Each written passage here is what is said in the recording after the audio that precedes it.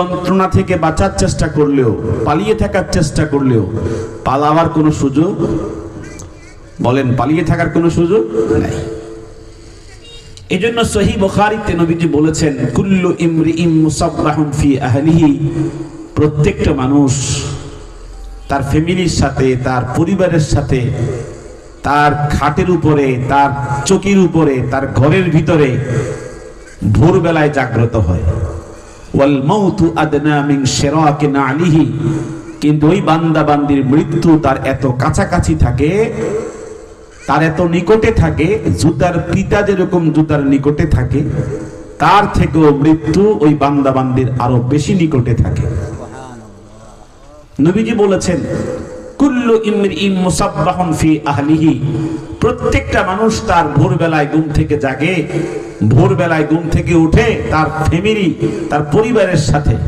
আর ওয়াল মাউতু আদনা মিন শিরাকি নালিহি, আর মৃত্যু ওই বান্দা বান্দির এত কাছে থাকে, জুতার পিতা কয় হাত দূরে থাকে? হ্যাঁ, জুতার পিতা কি জুতার থেকে বাইরে থাকে?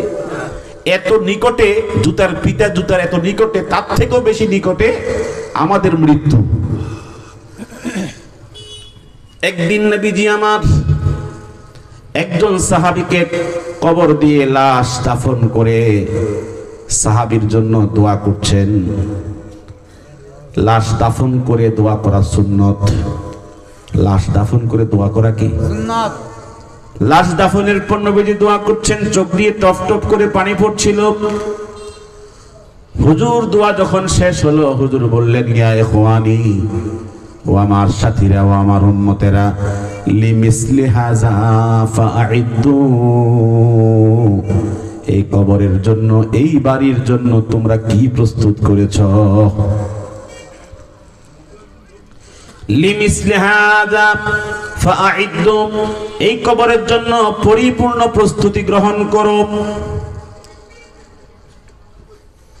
আমার আপনার নবীজি উম্মতকে হুঁশিয়ার করেছেন, 1450 বছর আগে বলেছেন কবরের জন্য প্রস্তুতি গ্রহণ করো। নবীজি কোনো জায়গায় বলেন নাই তোমার ঘর তৈরি করার জন্য প্রিপারেশন গ্রহণ করো, তোমার ব্যবসার জন্য প্রস্তুতি গ্রহণ করো, তোমার শিক্ষা দীক্ষার জন্য প্রস্তুতি গ্রহণ করো, এমন কোনো কথা নবীজি বলেন নাই। উম্মতকে বলেছেন এই কবরের জন্য পরিপূর্ণ প্রিপারেশন গ্রহণ করো। বলেন সুবহানাল্লাহ। এজন্য যে উম্মত মৃত্যুর জন্য প্রস্তুত থাকে, সেই উম্মত মৃত্যুর জন্য রেডি থাকে, ওই উম্মতের মৃত্যু তার জন্য মৃত্যু নয়, ওই উম্মতের মৃত্যু আল্লাহর পক্ষ থেকে উপহার। মৃত্যু তার জন্য মৃত্যু নয়, আল্লাহর পক্ষ থেকে উপহার। বিশ্ববিখ্যাত মুহাদ্দিস ইমাম বাইহাকী শুআবুল ঈমান গ্রন্থের 9331 নম্বর হাদিসে বর্ণনা করেছেন, ক্বালান নাবিয়্যু সাল্লাল্লাহু আলাইহি ওয়াসাল্লাম, আপনার আমার নবীজি ইরশাদ করেছেন, তুহফাতুল মুমিনি আল মাউত, যেই ঈমানদার মৃত্যুর জন্য পরিপূর্ণ প্রস্তুত থাকে, এই ঈমানদারের মৃত্যু তার জন্য মৃত্যু নয়, এই ঈমানদারের মৃত্যু হলো আল্লাহর পক্ষ থেকে উপহার, আল্লাহর হাদিয়া। আল্লাহর কি হাদিয়া? কেন ঈমানদারের জন্য মৃত্যু হাদিয়া? ইমাম মুল্লালি কারি রহিমাহুল বারি মিশকাতের ব্যাখ্যা গ্রন্থ মিরকাতুল মাফাতিহের 6ষ্ঠ খণ্ডে এই হাদিসের ব্যাখ্যা করেছেন, লিআন্নাহু ওয়াসিলাতুস সাআদাতিল আবাদিয়্যাতি ওয়া যারিআতুল ওয়ুসুল ইলা মাহদারিল কুদুস ওয়া মাহফালিল ইনসি। ইমাম মুল্লালি কারি হাদিসের ব্যাখ্যায় লিখেছেন, যেই ঈমানদার মৃত্যুর জন্য প্রস্তুত থাকে, বলেন না, যেই ঈমানদার মৃত্যুর জন্য প্রস্তুত থাকে, ওই ঈমানদারের মৃত্যু তার জন্য মৃত্যু নয়, আল্লাহর উপহার। জোরে কোন, কার উপহার? কেমনে উপহার?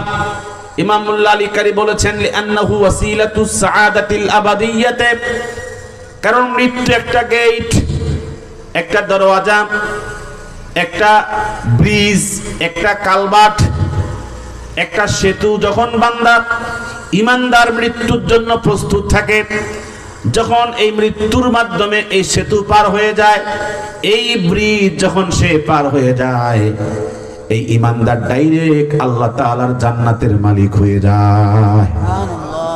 ওয়াসিলাতুস সাআদাতিল আবাদিয়া, চূড়ান্ত সফলতা। মৃত্যুর মাধ্যমে ইমানদার পরিপূর্ণ সফলতা অর্জন করে, দুনিয়া ছেড়ে দেয়, আল্লাহর দিদার নসিব করে ফেলে, দুনিয়া ছেড়ে দেয়, জান্নাত পেয়ে যায়, দুনিয়া ছেড়ে দেয়, ডান হাতে আমলনামা পেয়ে যায়, দুনিয়া ছেড়ে দেয়, কবরে জান্নাতের বিছনা বিছিয়ে দেওয়া হয়। কোনো কষ্ট আছে? আর কথা কন না, কোনো কষ্ট আছে? সুখ আর সুখ। এই জন্যই ইমাম মোল্লা আলী কারি বলেছেন, লিআন্নাহু ওয়াসিলাতুস সাআদাতিল আবাদিয়া, যে ইমানদার মৃত্যুর জন্য প্রস্তুত থাকে তার মৃত্যু আল্লাহর উপহার। কেমনে? মরলেই সে কি হয়ে যায়? কামিয়াব হয়ে যায়। আলহামদুলিল্লাহ বলে এমন ভাবে আমরা মৃত্যু চাই। সবাই চান তো? এমন মৃত্যু আমরা চাই তো?